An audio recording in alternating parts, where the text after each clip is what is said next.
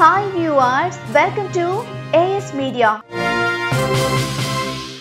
తెలంగాణలో లోక్సభ ఎన్నికల వేళ మాజీ సీఎం కేసీఆర్ కు బిగ్ షాక్ తగిలింది. ఎన్నికల కమిషన్ కేసీఆర్ కు షాక్ ఇచ్చింది. తెలంగాణలో ఎన్నికల ప్రచారం చేపట్టకుండా 48 గంటలు నిషేధం విధించింది ఈసీ.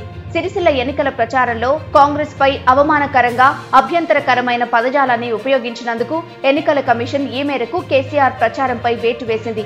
నిన్న రాత్రి 8 గంటల నుంచే ఈ నిబంధన అమలులో ఉండాలని ఈసీ కీలక ఆదేశాలు జారీ చేసింది.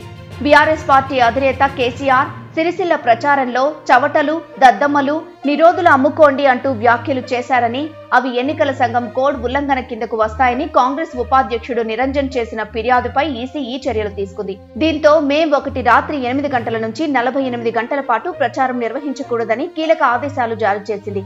ఈసీ ఆదేశాల ప్రకారం మే 3వ తేదీ రాత్రి 8 గంటల వరకు కేసీఆర్ ఎన్నికల ప్రచారం నిర్వహించేందుకు అనుమతుండదు.